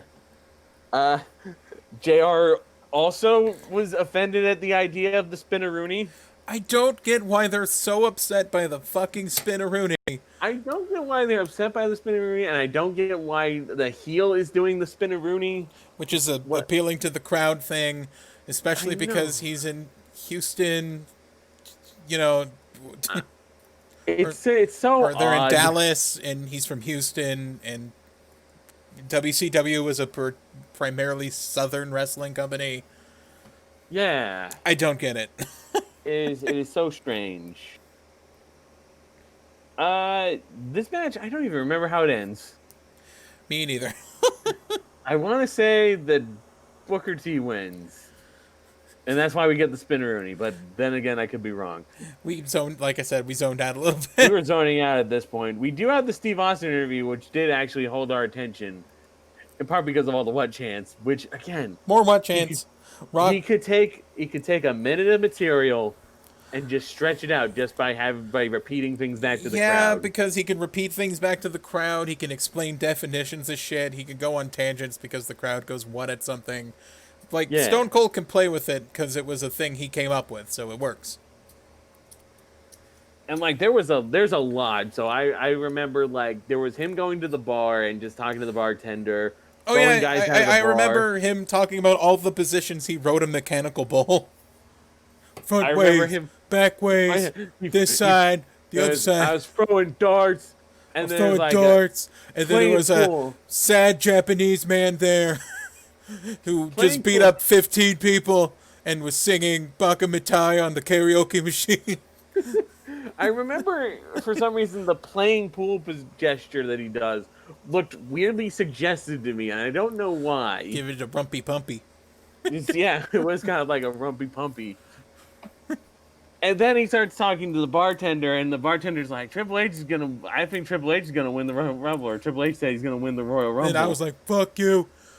Yeah, exactly. And it was like, he was putting Triple H over, but also saying, yeah, but also I'm gonna win. And then he lays out his strategy for how he's gonna win the Royal Rumble. And he starts with, like, I'm gonna drink a shitload of beer to build up my beer belly. And then he's going to go to Whataburger and just order a shitload of food and eat it. Oh, yeah. He said he wanted to get, like, a beer belly so that he had a lower center of gravity so he's harder to throw out of the ring. Exactly. As I put here, Stone Cold strategy is to get grossly overweight so he can't go over the top rope. And he's like, a Whataburger with cheese. I'm going to get into the... no cheese. I'm going to get into the feeding fetish. A Whataburger with double cheese, and the one I have here on quotes, a French fries. Oh yes, a French fries. A French fries. Actually, maybe I'll just order a salad. And then Austin's gonna have a heart attack in the middle of the Rumble. And then they can't throw him out because he's fucking dead. I know. And then I think, like, it just went on like that. And then at some point, the interview started getting, like, surprisingly homoerotic, where he's just, like, holding, like, Cole's neck, and he's got, like, the other hand kind of near his hair. And he's just getting real close and talking, like, real quiet to Cole. Yeah. Was there just like a bet between Austin and Rock to see who could make the interviewers more uncomfortable?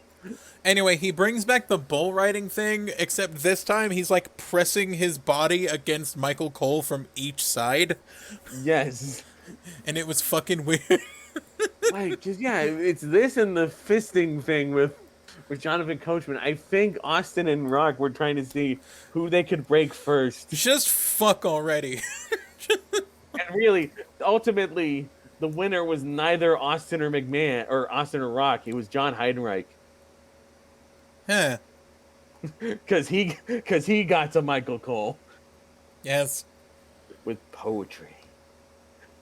God, I don't know if that's in 2002, but goddamn, that's gonna be a trip.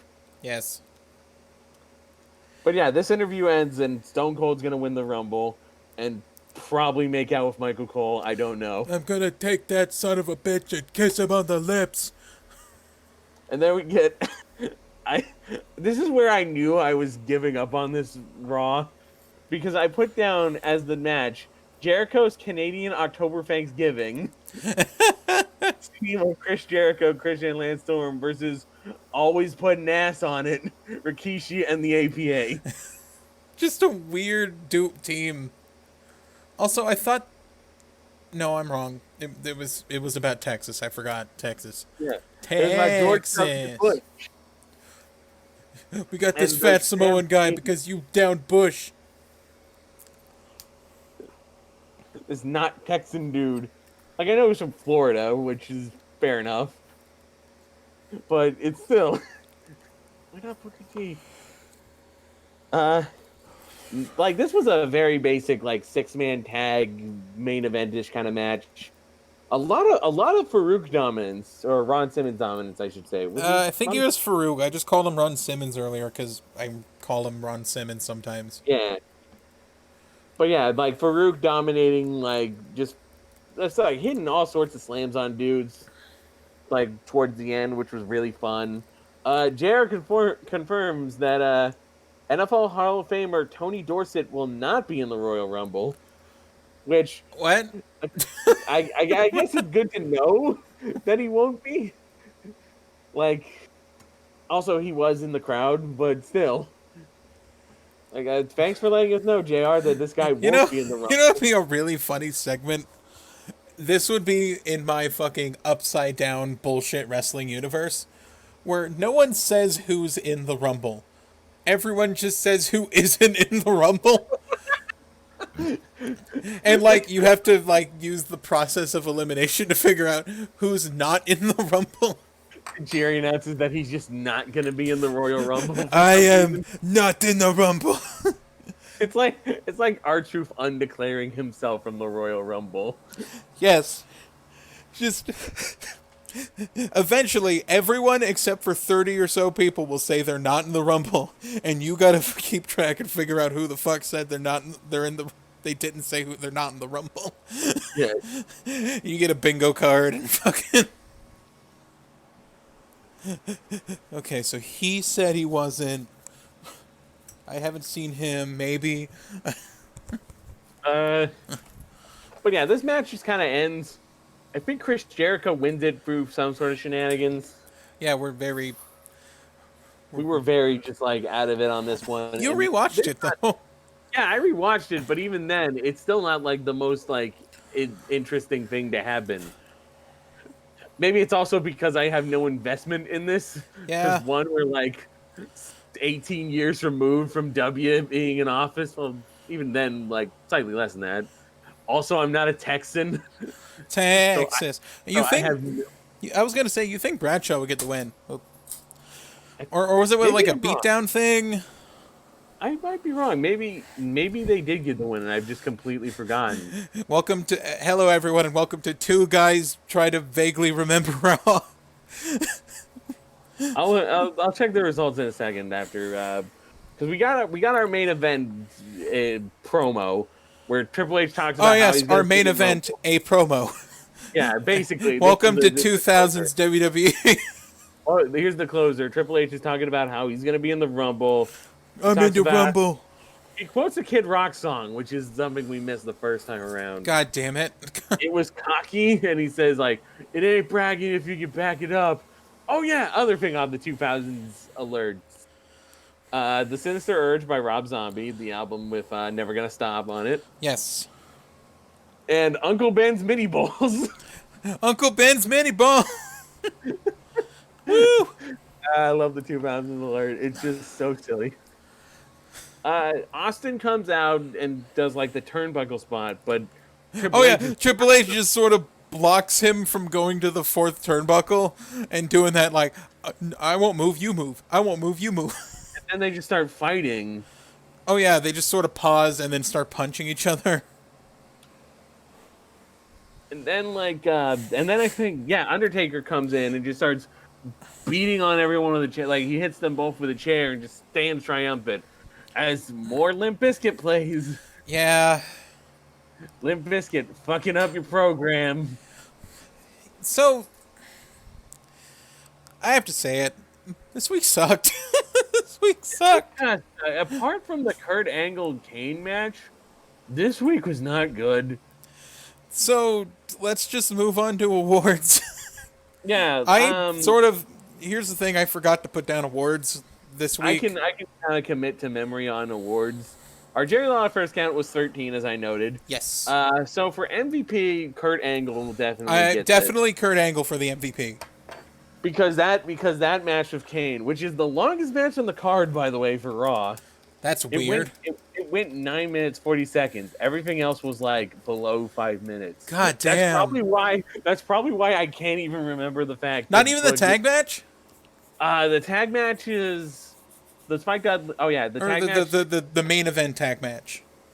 The main event, yeah, that was like 3 minutes 19 seconds. Holy shit! That's why I don't remember that. Oh my god. Right, that's why I couldn't remember the finish. Is like it just went by so fast. I like blinked and I missed it literally. Right. It was a very long. It was a 3-minute blink. It was a 3-minute blink. But yeah, Kurt Angle and Kane put on like the best match of the show and probably for the whole week. Yes. So yeah, definitely Kurt Angle on MVP. I'm gonna say underrated. You want to go with Test again? I don't know, because Test, like I said, Test just does what I expect him to, and he was on both shows this week, and he did good both times. But do you want him to be the MVP, most underrated? Because who else would be more underrated than him right now? Everyone, maybe Tajiri? Tajiri didn't have a match. Or he did, but it was really short. Exactly, that's how it was. He and Hurricane fought Billy and Chuck. You completely forgot that match. Yeah, I did. So, damn, when you can't even remember a Tajiri match. I kind of want to go with RVD. RVD, sure. RVD killed it, man. He was good. RVD did kill it. Yeah, I'll give you that one. The Y segment of the week. The weird cat fight between Deborah and Stephanie. The constant cattiness of Deborah and Stephanie. Why do this? Why? That is just a why. Sign of the week. We're gonna give to the wraparound woo. Big woo. Big woo. The big wraparound woo. Fuck you, the guy who did Ric Flair. Whoa. That almost sums up this week. It's just a Ric Flair whoa. Ric Flair whoa. I think we are. I think that is that it for awards. I think that's all the awards we have. Yeah, that's all our awards. Our awards are just MVP, underrated, Y, and the sign of the week because that's fun. Yes. And our Jerry Lawler first count is here, and we will eventually evolve that when the brand split. We'll evolve it when the brand split starts. But otherwise, yeah, this was a. I think you said it was kind of like they were just kind of like spinning their wheels until the go home show. Yeah, that's what I felt like because we have one more week, and it just sort of felt like we're almost to the Royal Rumble go home show, but we're not there quite yet. And I feel like the Go Home show will have nothing to do with any of the shit we just watched. Oh, no, yeah. We're probably going to go back to Booker T being like Vince McMahon's like lackey. We're going to completely forget about Billy and Chuck again. Yeah. What if they weren't on the fucking Royal Rumble? That'd be weird. Yeah. We're probably going to see another part of the Dudley I can think of feud. 2 to 3 feuds. We know that Ric Flair and Vince McMahon are gonna fight. Yes. We know that the Dudleys have beef with their little brother and his New York friend, And we know Triple H and fucking Stone Cold are in the Rumble. And we and know also the Regal and Undertaker's Edge are there. feuding, but I don't know if they're going to get a match. And we know that Undertaker and like Triple H are also and Kurt Angle are also going to be in the Rumble, I think. Yes. I don't know who the hell's fighting Chris Jericho for the title. I don't know either. Maybe The Rock, because I think The Rock won the #1 contendership against Booker T. Yeah. Oh yeah, he did. I think it's Rock Jericho. Rock Jericho. That does sound promising though. Yeah, that might be pretty good, and you never know. Yeah. Or they might just give him 5 minutes and get his ass kicked by The Rock. You never know with this fucking company. To be fair, you never know, yeah. I mean, it's pay-per-view, so it'll last longer than 5 minutes. So Maybe. I have to thank everyone for the resounding feedback we got for episode 1 of WRASSLEBOYS. We had an astounding 3 views and 0 comments, and I appreciate all of that. Yeah, if you have actually checked us out, if you want to check us out, we're on Spotify, we're on Anchor, we're on YouTube. If you're on YouTube, be sure to leave a comment, or I don't know, just call Mega Fighter stupid, or me dumb, or something like that. Just engage. I don't care if you call us retards. It's fine. We know we are. We're making our way through 2002 WWE alone, but it's fine. We also have a way you can support us through Anchor. We might eventually switch to Patreon. You never know. But we're gonna keep on trucking. Do we have a sign out yet?